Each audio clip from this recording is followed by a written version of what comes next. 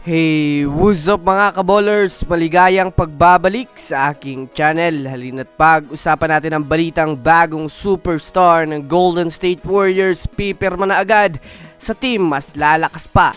Tara na't pag-usapan natin yan dito sa Basketball Hotshots.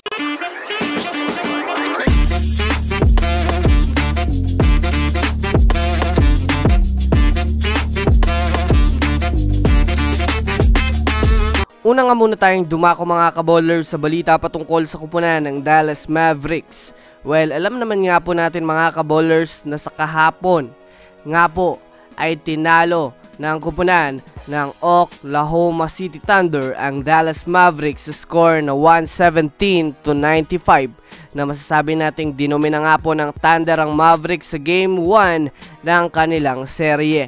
Nakapagtala nga po mga kaballers itong si Shai Gilgeous-Alexander ng 29 points, 9 rebounds at 9 assists na masasabi nating mga kaballers na pinakita niya nga talaga na handang-handa siya sa kanilang naging laban kontra sa Dallas Mavericks.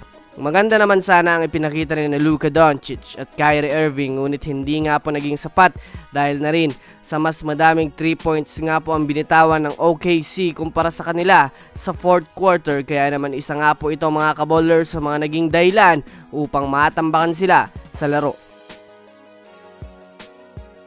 Samantala, dumako naman tayo mga kaballers sa balita patungkol sa bagong superstar ng Golden State Warriors.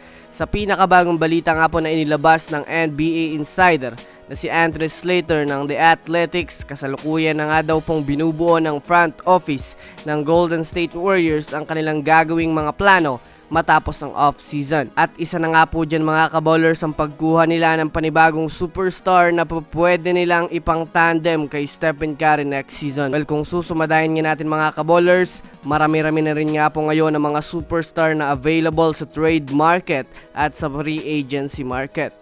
Bukod pa dyan, tinututukan na rin naman nga po ng Warriors ngayon itong sina Paul George na isa ng ganap na available sa free agency at ito namang si Lauri Markkanen ng Utah Jazz na pwede nga po nilang makuha sa trade ngayong darating na off-season. Kaya ano sa tingin nyo mga kaballers? I-comment nyo na yan sa ibaba. So that's it for today's video mga kaballers. Yan lang ang ating pag-uusapan sa ngayon. Pindutin na ang subscribe and hit nyo na rin ang notification bell para sa mga susunod na update sa mundo ng basketball. Again, this is Basketball Hotshots. Thanks for watching.